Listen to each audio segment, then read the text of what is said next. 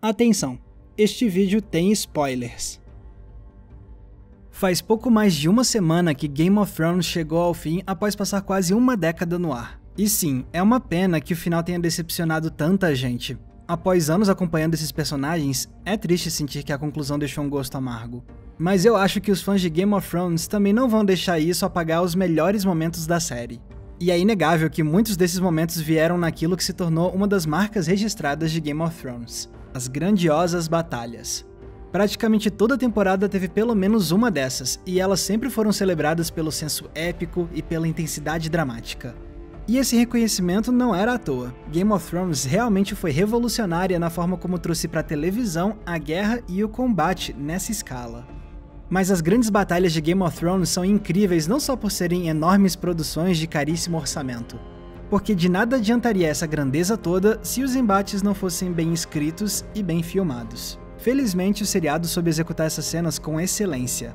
Se a gente pegar as grandes batalhas de Game of Thrones e dissecá-las, vamos ver que elas são uma lição de como criar guerra cinematográfica de maneira não só eficiente, mas também memorável.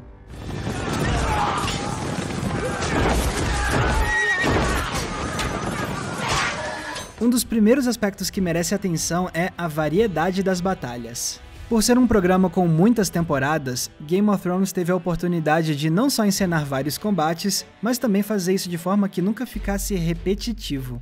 Por exemplo, a geografia de cada batalha é completamente única. Combate naval e terrestre, combate no campo aberto, em lagos, na neve com personagens aprisionados por água, em castelos que devem ser defendidos. E pode reparar também que a cada batalha vemos uma combinação nova de personagens se enfrentando. Imagina que sem graça seria se todas as batalhas fossem entre os Starks e os Lannisters.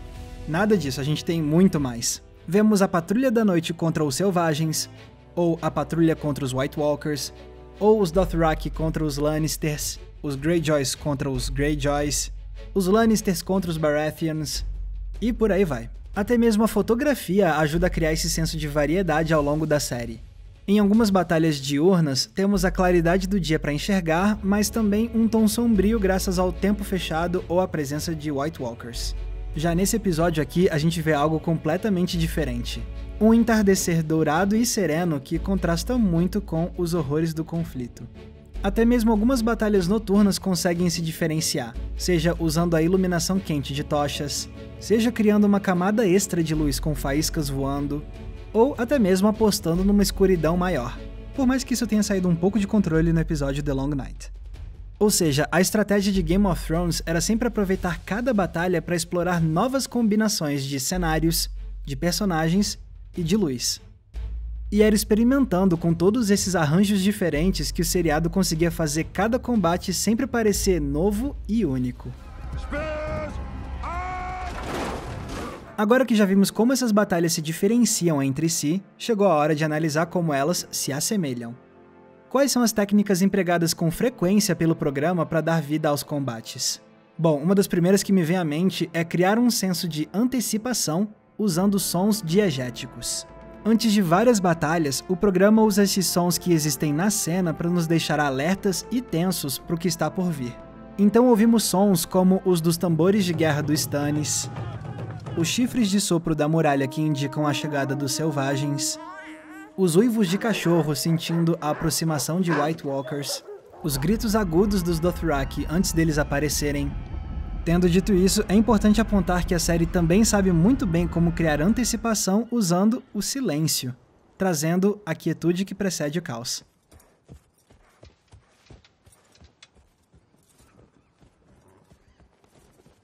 E uma vez que acaba esse tenso estágio preliminar, começa o que a gente realmente veio ver: a batalha. E nessa hora, um dos elementos que mais me fascina é o trabalho de câmera. Porque os diretores desses episódios conseguem usar uma variedade de técnicas e adaptá-las muito bem para as diferentes situações.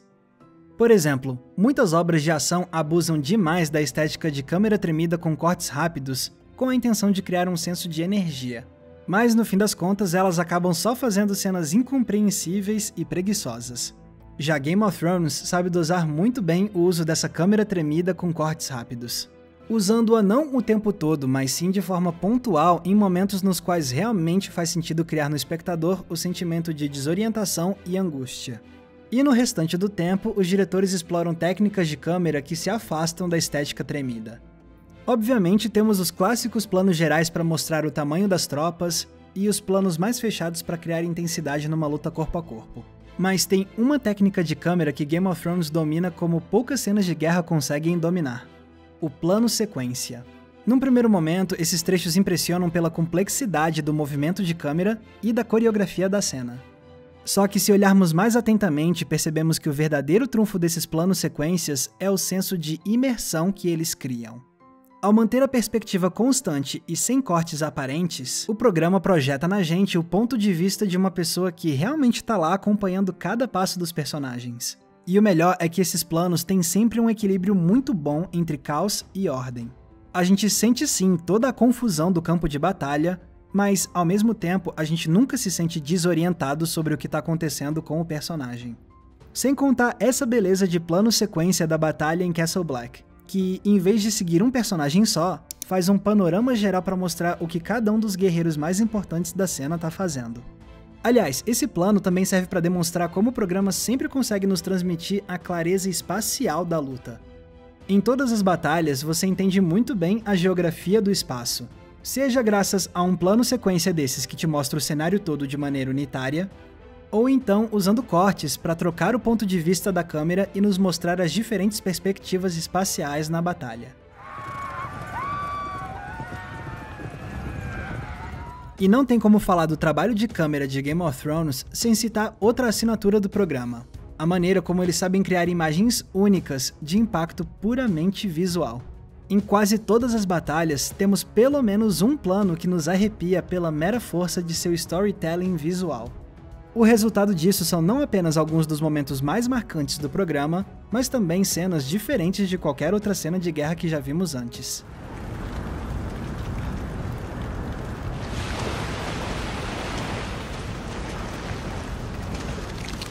Já entendemos então as principais técnicas que tornam as batalhas de Game of Thrones verdadeiros espetáculos visuais.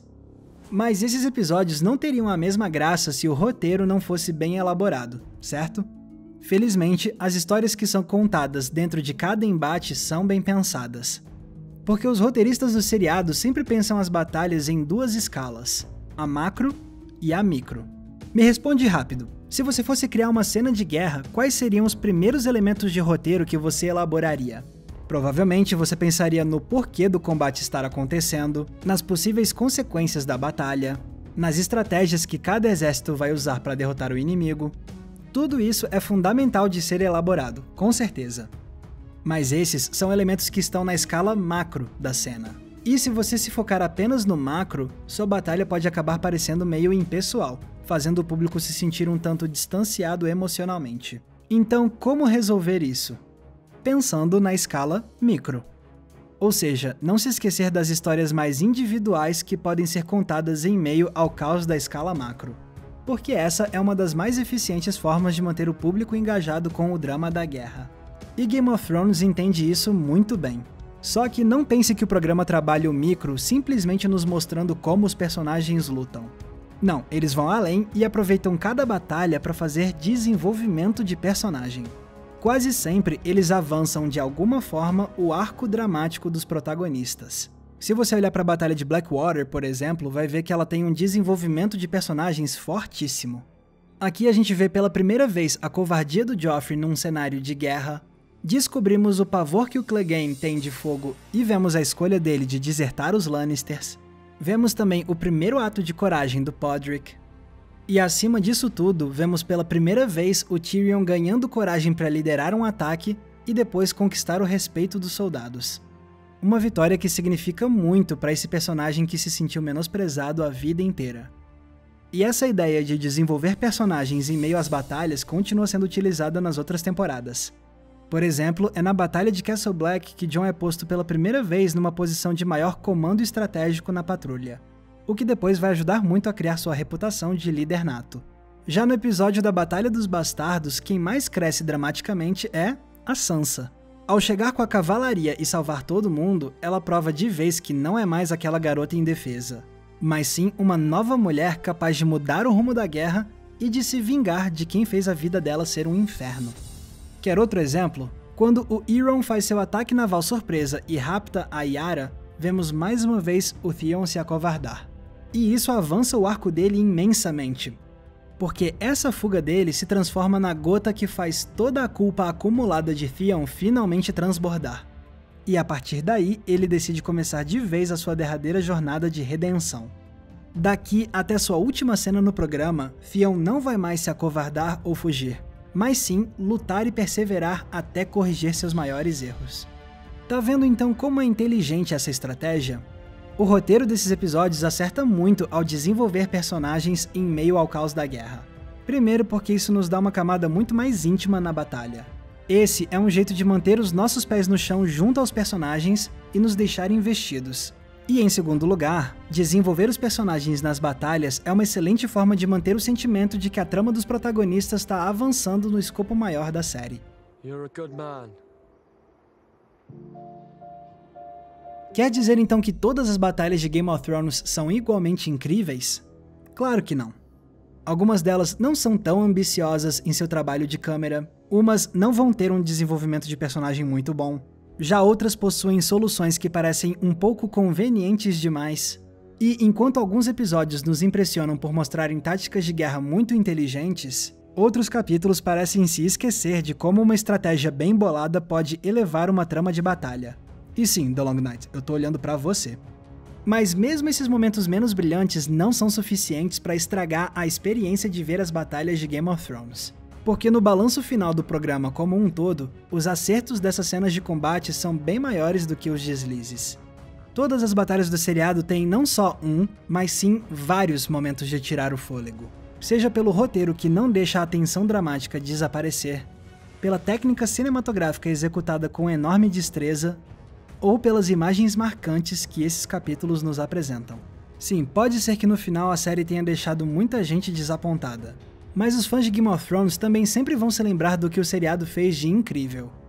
E nessa hora, eles vão celebrar a forma como Game of Thrones lhes apresentou batalhas cinematográficas como nenhuma outra série de TV havia feito antes.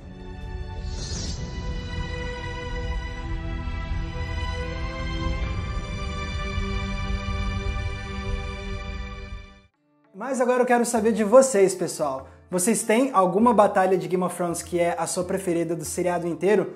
Pode deixar aqui embaixo nos comentários que eu vou ficar muito feliz em saber quais são os seus combates preferidos. E pessoal, se vocês gostam do nosso trabalho e querem nos ajudar a continuar produzindo vídeos para vocês toda semana, como a gente tem feito há tanto tempo, vocês podem nos ajudar. Basta vocês se tornarem apoiadores do Entreplanos no Apoia-se. Por meio do Apoia-se, você pode ajudar a gente com um valor mensal que fica ao seu critério. Você pode ajudar a gente com R$5 por mês, R$10 por mês, 25, é você que escolhe. E como forma de recompensa você vai ganhar acesso a conteúdos exclusivos que a gente prepara só para os nossos apoiadores. Tem recomendação de filme, tem grupo fechado no Facebook, tem live só para os nossos apoiadores, tem também o nosso Cineclube, no qual uma vez por mês a gente debate um filme todo mundo junto, é muita coisa legal. Então se você se interessou por esses conteúdos exclusivos e quer ajudar a gente a manter o Entreplanos vivo, dá uma conferida na nossa campanha do Apoia-se, o link tá aqui embaixo na descrição. Lembrando também que se vocês quiserem me acompanhar nas redes sociais, é só me procurar usando os nomes que estão aparecendo aqui embaixo. E não se esqueçam, é claro, de curtir esse vídeo e se inscrever aqui no Entreplanos para não perder nenhum dos nossos episódios. Mais uma vez, muito obrigado pela audiência, um abraço e até a próxima sessão.